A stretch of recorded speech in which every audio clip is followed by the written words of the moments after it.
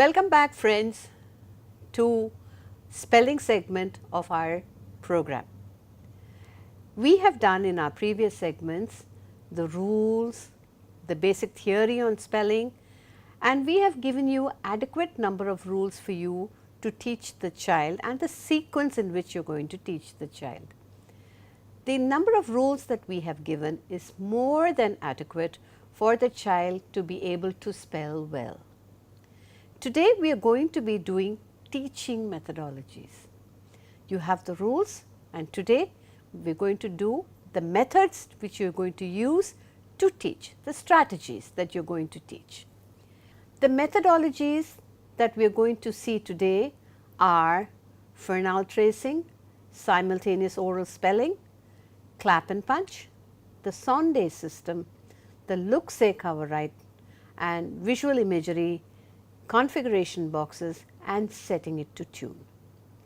At the very outset, I would like to give credit to Orton Gillingham approach, the Fernald multisensory approach, and to Arlene Sonde for coming up with these brilliant methodologies to teach the dyslexic child how to spell using visual, auditory, kinesthetic, and tactile.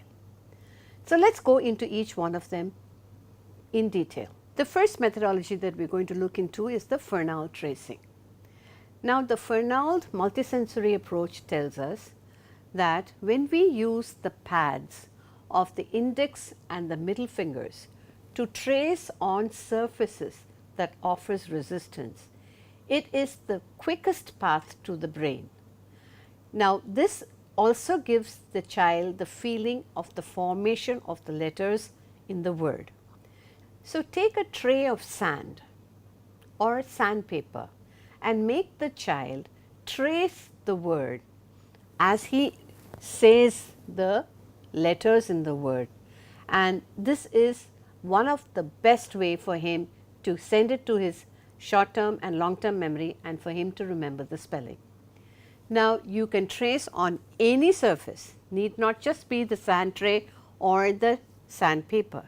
You can use a tray filled with grains. You can use a tray filled with salt. You can also use a Ziploc bag filled with shaving cream. This actually is a very effective method because as the child traces the word on this Ziploc bag, there is depth, there is texture, and there is that formation clearly seen when he traces it out. So, Fernald tracing is a very effective method which should be used after every other methodology while teaching spelling. So, when we are going to be visiting all the other methodologies, at the end of each methodology we will be having one tracing session because it is the quickest way to reach the brain. Our next methodology is the simultaneous oral spelling. Here we have a card and we have a word written on the card. The teacher shows the card to the child, says the word, naming the letters in the word aloud. The teacher asks the child to repeat it. It is important that the teacher names the letter name in the word and not the letter sound. The teacher then writes the word, says the letter in the word as she is writing it, and it's the letter name. Having done that, she will synthesize the word and say the word aloud. Now, the child writes the word, and as the child is writing the word, he is naming the letters in the word aloud using the letter names and finally says the word. He can choose any medium to trace the word. It can be a crayon, it can be a felt tip, it can be chalk, but he will do it several times. Repeat this process of tracing, naming the letters aloud, saying the word aloud at the end of each tracing exercise, and then this way he will internalize the word. Finally, the teacher will take away the initial paper that the child has written on and make him write the word in the book. This is the simultaneous oral spelling method, an effective way to teach non-phonetic or sight words. In spelling, we have two categories of words. We have words which are phonetic and which can be broken up into individual sounds and spelled, and we can have the non-phonetic words or the most frequently appearing words or sight words. Many of the methodologies that we see today are very good for teaching non-phonetic words because those are the words which are most difficult to teach. Our next spelling methodology is the clap and punch method. Here we teach the child that he needs to clap for the consonant and punch for the vowel. Again, clap for the consonant and punch for the vowel. This gives him the kinesthetic and tactile feeling and also gives him a mental stimulus that there are n number of vowels and n number of consonants. So, again let us take the same word that we saw earlier, said, S-A-I-D, said. The child will follow what you have done initially and will repeat S-A-I-D, said. Please note that I have said the word aloud after the completion of the exercises. Now, clap and punch method is very effective method to teach the non-phonetic sight words. Now, I had mentioned it earlier that every teaching methodology is followed up by a tracing method. So, please trace in the air S-A-I-D.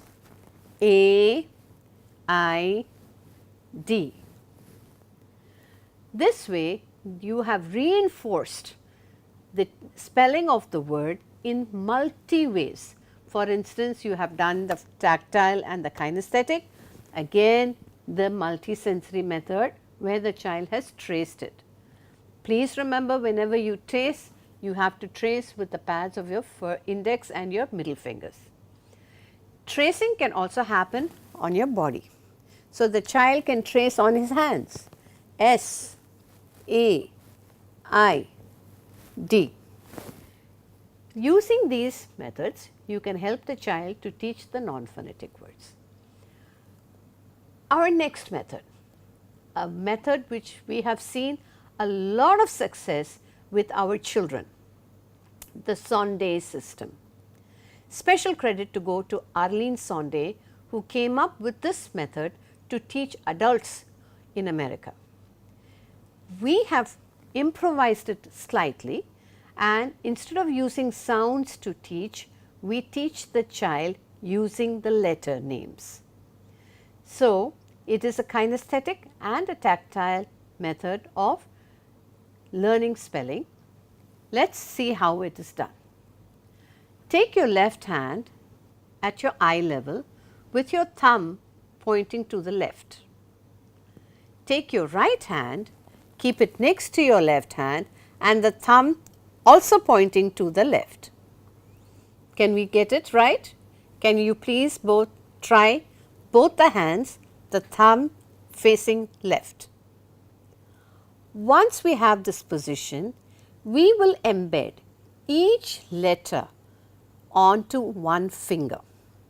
Let us again take the same word said, S-A-I-D, said. Now, I have completed the word by taking my hand over the four fingers. I will repeat it now, S-A-I-D, said. Now, you can help the child internalize the spelling of the letters word by touching each finger. So, ask the child, what letter comes in this finger? D. What letter comes in this finger? I. What letter comes in this finger? A. What is the first letter that comes in this word? S. Now, by doing this, you are encouraging the child to visualize the letters on the tips of his fingers, and this will help him. So, you are using his visual memory, you are using his tactile memory by touching it, you are using his kinesthetic memory also, because there is a movement of your gross motor, you are moving your hand and you are lifting your fingers. All this while you are verbally saying the name of the letters and you are synthesizing it to make it into a word. A very, very effective method to learn spelling. It has shown lot of results in the learning centers that we have gone in. So, please let's look at another word, tough, T-O-U-G-H, tough. One thing you please remember, as you are using your hand, the other hand must be there right next to it with the thumb facing the left. Why left? Why should the thumb face left?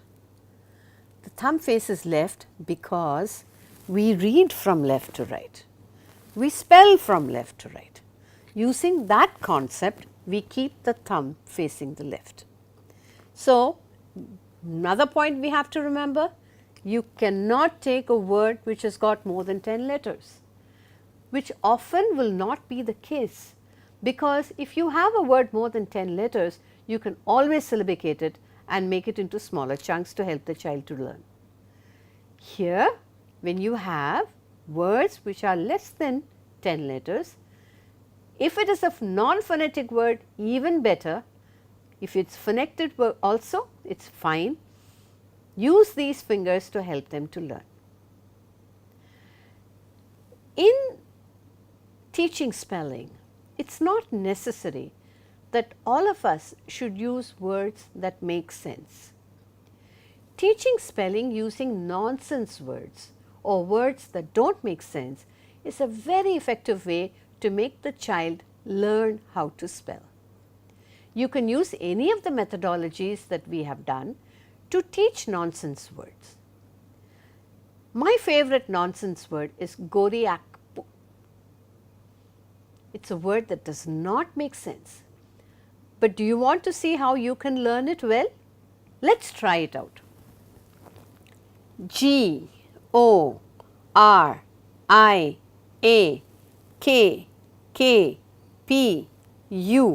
goriakpu.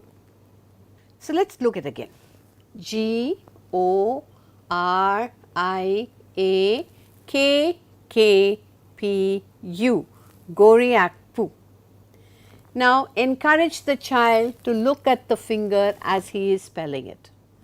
Let us do it again. G-O-R-I-A-K-K-P-U, goriakpu. Now, I am going to test the child to see if he has internalized or he can see the letters on the fingers. Which is the first letter? G. Which is this finger? R. Which is this finger? O. Which is this finger? A. Which is this finger? The final finger? U. Which is this finger? K. Now, if the child can feel, see and tell you, then you can use this method to teach the child. But beware, many children can't use this method. They find it difficult to associate the letter with the finger with what they see. So, do not push them, do not force them, go with the style and the way that they are comfortable in, but give them the opportunity to see what are the various kinds of methods that we have in our bag of remedial teaching. That was your Sonde system or the touch spelling. Our next methodology is your look, say, cover, write method. Now, this method is a wonderful method to correct the spelling mistakes that the child make. In earlier days, we used to write lists when we have made a wrong spelling, we used to write it 10 times, 100 times. And I remember how I used to write. I used to write all the first letters, I used to write all the last letters, and I'd get bored in between and write all the middle letters alternatively. This did not help me to learn the spelling. So we need to find a foolproof way to make the child learn the mistakes or undo the mistakes that he has learned. So how do we correct his spelling mistakes? Let's look at this method, look, say, cover, write. The word is tough. Make the child look at the word. Now he is visually taking in this picture of how this word looks. Then I am going to say the spelling, T, O, U, G, H, tough. Then I am going to cover it. He can't see visually, but he can remember the auditory inputs and the spellings that we have given. Now I am going to give him the word with one letter missing. Now he has to fill in that blank. Can he? Yes. He will realize that what is the first thing that is missing is the T. Having done this, we will go through the process once again. So we have tough, we have look, we have say, and we have cover, and we fill in the missing letter. So next, what is the missing letter? O. Now the child will fill up the O. 100% the child will be able to see that the missing letter is O, or should I say 99%, does not matter. So tough. In this way, as you go step by step and cover all the letters in the word, the final word you will have all the blanks missing, and you will tell the child finally, look at the word, say the spelling, cover the word and write tough, and the child should be able to write. So this is a much better way of correcting spelling mistakes than writing it 10 times and 100 times. The next method to teach spelling is using the visual imagery of the child. Now dyslexic children tend to see each word as an image. So let's use this to his advantage and help him to learn the spelling. So those of us who are creative and who can draw, with each word you can have a small picture to depict the word. My examples here are the word might. Now might denotes strength, it denotes muscles. So I have two arms drawn next to this word might. The child remembers this word by the hands that he sees. Looking at this word sight, which is my next example, I have two eyes. Now when I am drawing pictures to denote the word, I have to be careful, because I cannot draw one eye to denote sight, because we have two eyes. Similarly, I cannot draw one hand to denote might, I have to draw two hands. So let's be careful when we denote words using pictures, but it can be a very good method for the dyslexic child to remember the word and the meaning of it. Now the next word we have here is drop. Can we see a drop? Yes. Another word that we have is grief. We have a sad face. That gives you the meaning of the word, and the child remembers the picture as he remembers the word. This helps the visual imagery of the child. So many dyslexics have visualization as their strength. Let's use it to help them to teach spelling.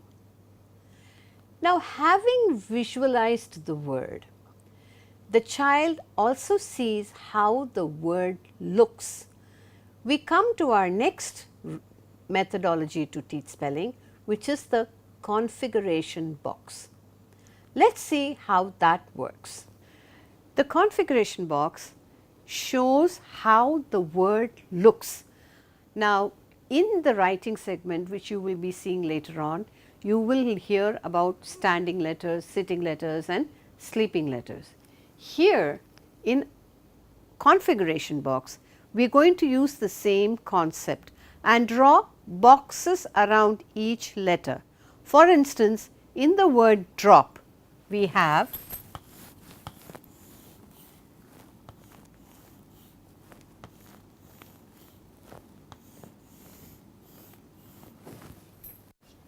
my configuration box will look like this.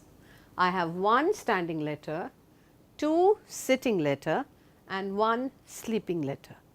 The child with the strength of visual imagery will also be able to see these boxes. Let us take the word little. What would be my configuration box for the word little?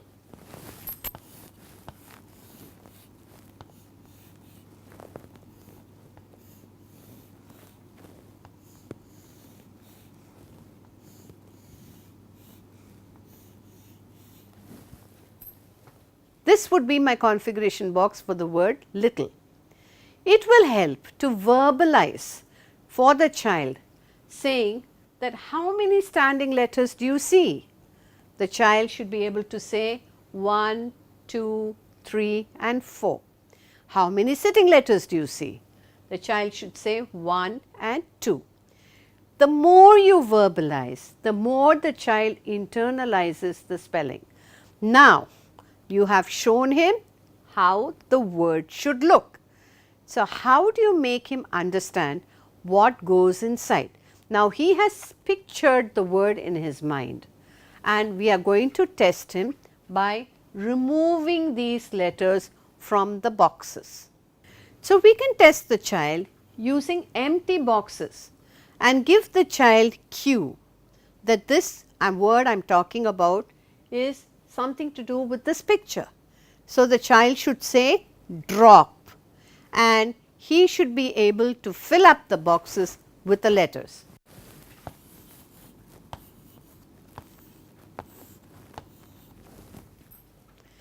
Eventually, when in context he sees the boxes, he will not even need the cue, he will just say the word. Now, look at this picture. I do not have to give him any other verbal cue, he should be able to say C-A-T, cat. The configuration boxes help with the visualization of how the word looks. As I had mentioned earlier, children learn in many different ways. We teach them the multisensory way to help them to learn in the way they like best. Setting a word to a tune helps those children who are musically inclined. I remember I had great difficulty in learning the word Mississippi. So many S, so many I's and so many P's, and I would struggle until my teacher set a tune to it, and since from that day to now I haven't forgotten the tune or the word. M-I-S-S-I-S-S-I-P-P-I, Mississippi. Can I sing it again? M-I-S-S-I-S-S-I-P-P-I. This word, I have never made a mistake ever since that first day, and I am talking about many years back. So, setting the words to tune helps the child to remember the spelling. Now, you need to get creative. You can set it in any tune that you can think of, or even better still, get the child to come up with the tune. When he comes up with the tune, he can definitely remember. Now, the idea of giving you all these strategies is not that you have to drill the child in each and every one of them. The idea is that you are enhanced with all the methodologies available and you choose and try to find one that suits the child and how he learns. So, try out one. If it does not work, try the other method. One of these methods would definitely click and the child will learn spelling. So, you have seen all the methodologies that we use to teach children spelling. For the dyslexic child, the multisensory mode is the most important approach that we can use to teach the spelling. Now, once having taught, the traditional method is to give the child dictation. How do we give dictation? There is a method to that too. When we give dictation, we ask the child to repeat what we have dictated. For instance, I am going to say the sentence, I am going home tonight. The child will have to repeat the sentence, I am going home tonight. Not just repeating, he will count the number of words in his hand. I am going home tonight. This process is repeated twice or thrice, and then the child is made to write. It is important to keep the sentences short when you are dictating. There is this scientific proof that any chunk which is more than 7 in numbers does not really register in your brain. Make him repeat and make him count the number of words. So, this will also help him when he is writing. If he is missed out on a word, you can always tell him count the words and see if you have that many words in your sentence, and he will realize that he has missed out one word. So, please help the child to learn spelling using all the methodologies that we have done. We come to this end of this session of teaching methodologies in spelling. You have now seen the rules, you have seen the terms, you have seen the competencies required, the pre-skills required, and now you have seen the teaching strategies and methodologies to teach spelling. Until my last segment, bye bye for now.